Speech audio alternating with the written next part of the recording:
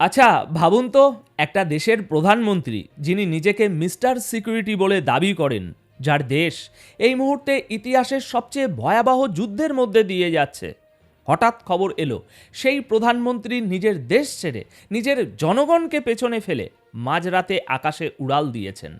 না, এটা কোনো গল্প বলছি না, ঠিক এই ঘটনাটাই ঘটেছে ইসরায়েলে।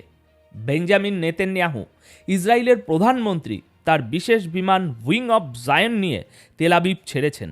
কোথায় গেছেন, কেন গেছেন, কেউ জানে না। কিন্তু ইতিহাস বলছে এবং প্যাটার্ন বলছে, যখনই এই বিশেষ বিমানটি র্যাডারের পর্দায় ভেসে ওঠে এবং ইসরায়েলের আকাশসীমা ত্যাগ করে, তার ঠিক কয়েক ঘন্টা বা কয়েক দিনের মধ্যেই মধ্যপ্রাচ্যের আকাশে আগুনের বৃষ্টি নামে। তাহলে কি দর্শক, আমরা সেই মহাপ্রলয়ের দোরগোড়ায় দাঁড়িয়ে আছি? আমেরিকা কি ইরানে হামলার ফাইনাল বোতাম টিপে দিয়েছে? আর কেনই বা কাতারের সবচেয়ে বড় মার্কিন ঘাঁটি থেকে মার্কিন সেনারা রাতারাতি খালি করে চলে যাচ্ছে? প্রিয় দর্শক, আজকের এই প্রতিবেদনে আমরা এমন কিছু ডট কানেক্ট করব যা শোনার পর আপনি হয়তো নতুন করে ভাবনায় পড়ে যাবেন। স্বাগতম দর্শক বন্ধুরা আপনাদের সকলকে। আপনারা দেখছেন এটাই রিয়ালিটি, আর আমি আপনাদের সাথে আছি অনুপ বিশ্বাস। দর্শক, জিওপলিটিক্সে একটা কথা আছে, নেতারা যা বলেন তা বিশ্বাস করবেন না, নেতারা যা করেন কেবল সেটাই দেখুন। গতকাল 14ই জানুয়ারি বিকেল 5টা ইসরায়েলের আকাশে এক অদ্ভুত তৎপরতা লক্ষ্য করা যায়। ওপেন সোর্স ইন্টেলিজেন্স এবং ফ্লাইট র্যাডার ট্র্যাক করে দেখা যাচ্ছে বেঞ্জামিন নেতানিয়াহুর ব্যবহারের জন্য নির্ধারিত অফিসিয়াল বিমান, যেটাকে বলা হয় উইং অফ জায়ন, সেটা হঠাৎ করেই টেক অফ করেছে। এখন আপনি বলতেই পারেন, ভাই, প্রধানমন্ত্রী তো সফরে যেতেই পারেন। কিন্তু না, এখানেই গল্পের টুইস্ট। এই বিমানটি সাধারণ কোনো সফরের জন্য ব্যবহার করা হচ্ছে না। ইসরায়েলি সোর্স এবং মোসাদ ঘেঁষা কিছু এক্স হ্যান্ডেল এবং সংবাদ মাধ্যম পরিষ্কার দাবি করছে এই উড্ডয়ন স্বাভাবিক নয়। ঠিক গত বছর জুন মাসে, মনে আছে, যখন ইরানে বড়সড় হামলা হয়েছিল, ঠিক তার আগ মুহূর্তে আমরা এই একই প্যাটার্ন দেখেছিলাম। হামলার ঠিক কয়েক ঘন্টা আগে নেতানিয়াহুর এই বিমান দেশ ছেড়েছিল। কেন? উত্তরটা খুব সহজ কিন্তু ভয়ঙ্কর। নেতানিয়াহু পালিয়ে যাননি, তিনি নিজেকে সেফ জোনে নিয়ে গেছেন। কারণ তিনি জানেন আগামী কয়েক ঘন্টায় বা কয়েক দিনে যা ঘটতে চলেছে তার প্রতিক্রিয়া হিসাবে ইরান চুপ থাকবে না। আমেরিকা এবং ইসরায়েল মিলে যদি ইরানে কার্পেট বম্বিং শুরু করে, তবে তেহরান থেকে হাজার হাজার ব্যালিস্টিক মিসাইল তেল আবিবের দিকে ধেয়ে আসবে। আর সেই আগুনের শিখা থেকে বাঁচতেই নেতানিয়াহু অন্য দেশে নিরাপদ আশ্রয়ে সরে গেলেন। জনগণকে বোকার স্বর্গে রেখে নেতা যখন নিরাপদ বাংকারে বা ভিন দেশে পাড়ি জমান, তখন বুঝে নিতে হয় ঝড় আর বেশি দূরে নয়। এটা শুধু সতর্কতা নয়, এটা একটা signal, the signal of war. এবার দর্শক, এই গল্পের দ্বিতীয় এবং সবচেয়ে বিতর্কিত অংশটায় আসি। ইসরায়েলে যখন এই নাটক চলছে, ঠিক একই সময়ে হাজার মাইল দূরে কাতারে কি ঘটছে জানেন? কাতারের আল উদিদ এয়ারবেস মধ্যপ্রাচ্যে আমেরিকার সবচেয়ে বড় এবং শক্তিশালী সামরিক ঘাঁটি, যেখানে প্রায় 10,000 মার্কিন সৈন্য সবসময় যুদ্ধের জন্য প্রস্তুত থাকে। রিপোর্ট বলছে, রয়টার্স এবং বিশ্বের তাবড় তাবড় মিডিয়া কনফার্ম করেছে, আমেরিকা তাদের এই ঘাঁটি থেকে সৈন্যদের তল্পিতল্পা গুটিয়ে ফেলার নির্দেশ দিয়েছে। হ্যাঁ, ঠিক শুনছেন, গতকাল 14ই জানুয়ারির মধ্যে সৈন্যদের বলা হয়েছে, pack your bag and leaves. Officially America কি বলেছে? তারা বলেছে এটা নাকি রুটিন পশ্চার চেঞ্জ, মানে নাম পাল্টে ফেলার মতো একটা অজুহাত। কিন্তু জিওপলিটিক্সের সামান্য জ্ঞান যারা রাখে বা যার আছে, সেও বুঝবে যুদ্ধের আগে এই ধরনের মুভমেন্টকে বলা হয় ট্যাকটিক্যাল ইভ্যাকুয়েশন। কেন সরাচ্ছে আমেরিকা? কারণটা খুব স্পষ্ট। ইরান ইতিমধ্যেই হুমকি দিয়ে রেখেছে।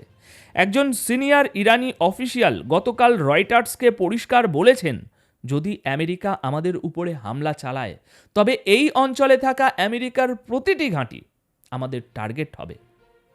আল উদিদ ঘাঁটিতে গতবারও ইরান মিসাইল মেরেছিল। আমেরিকা জানে এবার ইরান আর ওয়ার্নিং শট খেলবে না, এবার তারা সরাসরি ঘাঁটিতে ব্যাপক হামলা চালাবে। তাই নিজেদের সৈন্যদের জীবন বাঁচাতে বা বলা ভালো নিজেদের ক্ষয়ক্ষতির পরিসংখ্যান কমাতে আমেরিকা আগেভাগেই পালাচ্ছে। দোহাতে আমেরিকান এম্বাসি চুপ, কাতারের পররাষ্ট্র মন্ত্রণালয় চুপ, কেউ কোনো কারণ দেখাচ্ছে না। দর্শক, এই নীরবতাই প্রমাণ করে পর্দার আড়ালে বড় কোনো ডিল হয়ে গেছে, অথবা যুদ্ধের নীল নকশা চূড়ান্ত। ভাবুন তো, যেই আমেরিকা নিজেকে সুপার পাওয়ার দাবি করে, তারা হামলার আগেই নিজেদের ঘাঁটি খালি করে দিচ্ছে। এর চেয়ে বড় আতঙ্কের খবর আর কি হতে পারে দর্শক?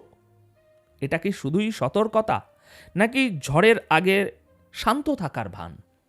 এখন প্রশ্ন হলো, যার ভয়ে আমেরিকা ঘাঁটি ছাড়ছে, সেই ইরান কি করছে?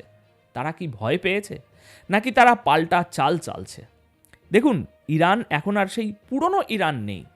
ইরানের রেভলিউশনারি গার্ড বা আইআরজিসির অ্যারোস্পেস ফোর্সের কমান্ডার মজিদ মুসাবি যে স্টেটমেন্ট দিয়েছেন, তা শুনলে আপনার রক্ত গরম হয়ে যাবে। তিনি সোজা ভাষায় বলেছেন, আমরা এখন আমাদের শক্তির সর্বোচ্চ শিখরে, পিকে আছি। গত বছর ইসরায়েলের সাথে 12 দিনের যে যুদ্ধ হয়েছিল, তাতে ইরানের যা ক্ষতি হয়েছিল, মজিদ মুসাবির দাবি অনুযায়ী সেই সব ক্ষতি তো পূরণ করা হয়েইছে। উল্টো মিসাইল প্রোডাকশন আগের চেয়ে কয়েক গুণ বাড়িয়ে দেওয়া হয়েছে। সোজা কথায়, জুন 2025-এর চেয়েও অনেক বেশি বারুদ এবং মাল মশলা তেহরান মজুত করে বসে আছে। ডোনাল্ড ট্রাম্প বা আমেরিকা যতই হুমকি দিক, ইরান এবার আর ডিফেন্সিভ মুডে নেই। ইরান পরিষ্কার বার্তা দিচ্ছে, তোমরা যদি ভাবো আমাদের উস্কানি দিয়ে পার পাবে, তবে ভুল ভাবছ। আমাদের মিসাইলগুলো কেবল ওই প্রদর্শনী বা স্ট্যাচু বানিয়ে রাখার জন্য ওখানে রাখা হয়নি। ট্রিগার চাপলেই এগুলো তেলাবিব আর আমেরিকার ঘাঁটিতে গিয়ে পড়বে। এদিকে আমেরিকা তাদের লোক সরাচ্ছে, অন্যদিকে ইরান বুক চিতিয়ে বলছে, এসো আমরা প্রস্তুত। এই যে কনফিডেন্স, এই যে চোখের দিকে চোখ রেখে কথা বলা, এটা প্রমাণ করে যে ইরান জানে যুদ্ধটা আসছে এবং তারা আর পিছু হটবে না। দর্শক, এখন এটা আর শুধু কথার লড়াই নয়, এটা বারুদের স্তূপের উপর বসে থাকা এক পরিস্থিতির নাম, যেখানে একটা ছোট্ট ভুল পুরো মধ্যপ্রাচ্যকে জ্বালিয়ে দেবে। এদিকে দর্শক, এই যুদ্ধের দামামা যখন বাজছে, তখন আর একটা খবর খুব সন্তর্পণে ধামাচাপা পড়ে গেছে। কিন্তু আমি সেটা আপনাদের সামনে আনব, কারণ এই খবরটা আগামী দিনের বিশ্ব রাজনীতির মোড় ঘুরিয়ে দিতে পারে। তুরস্ক, এরদোয়ানের তুরস্ক, তারা এখন কি চাইছে জানেন? তুরস্ক চাইছে পাকিস্তান এবং সৌদি আরবের মধ্যে যে মিলিটারি বা সামরিক চুক্তি হয়েছে, সেখানে নিজেদের নাম লেখাতে। বিষয়টা একটু সহজ করে বুঝিয়ে বলি। গত বছর সেপ্টেম্বর মাসে সৌদি আরব এবং পাকিস্তানের মধ্যে একটা চুক্তি হয়, যেখানে বলা হয় একজনের উপরে হামলা হলে সেটা দুজনের উপরে হামলা বলে গণ্য হবে, এবং সৌদি অফিসিয়ালরা ইঙ্গিত দিয়েছিলেন যে প্রয়োজনে পাকিস্তানের পারমাণবিক অস্ত্রও সৌদির সুরক্ষায় ব্যবহার হবে। এখন তুরস্ক বলছে, আমাদেরও এই জোটে নাও। তুরস্ক কিন্তু ন্যাটোর মেম্বার, আমেরিকার মিত্র, কিন্তু তারা এখন বুঝতে পারছে আমেরিকার উপর ভরসা করা মানে খাল কেটে কুমির আনা।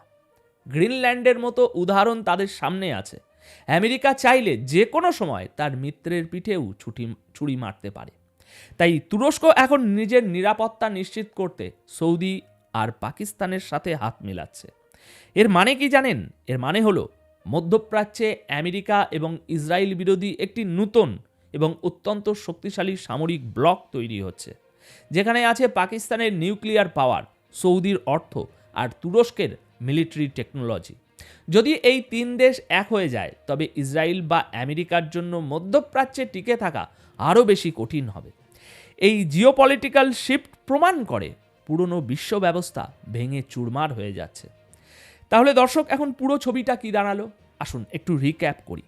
প্রথম, ইসরায়েলের প্রধানমন্ত্রী নেতানিয়াহু রহস্যজনকভাবে দেশ ছেড়েছেন বা নিরাপদ স্থানে সরে গেছেন। দ্বিতীয়, আমেরিকা কাতারের আল উদিদ ঘাঁটি থেকে সুরসুর করে সৈন্য সরাচ্ছে। তৃতীয়, ইরান তাদের মিসাইল ভান্ডার পূর্ণ করে ট্রিগারে আঙুল রেখে বসে আছে। আর চতুর্থ, তুরস্ক, সৌদি, পাকিস্তান মিলে একটা নতুন শক্তির বলয় তৈরি করতে চাচ্ছে। এখন এই সবগুলো ঘটনাকে একটা সুতোয় গাঁথলে একটাই দৃশ্য ফুটে ওঠে। আমরা এক ভয়াবহ যুদ্ধের দ্বার প্রান্তে। হয়তো আমি যখন এই ভিডিওটা রেকর্ড করছি, তখনই কোথাও না কোথাও সাইরেন বেজে উঠেছে। হয়তো আজ রাতেই আকাশের রং বদলে যাবে আগুনের লাল রঙে। আমেরিকা এবং ইসরায়েল কি সত্যি ইরানে হামলা করবে, নাকি ইরানের পাল্টা মারের ভয়ে শেষ মুহূর্তে পিছু হটবে? প্রশ্নটা আপনাদের কাছে রেখে গেলাম। তবে এখানে আমার মতামত হলো, আগামী 48 থেকে 72 ঘন্টা পৃথিবীর ইতিহাসের জন্য অত্যন্ত ক্রিটিক্যাল। নেতানিয়াহুর এই পলায়ন এবং আমেরিকার এই তড়িঘড়ি করে ঘাঁটি খালি করা, এটা কোনো কাকতালীয় ঘটনা নয়।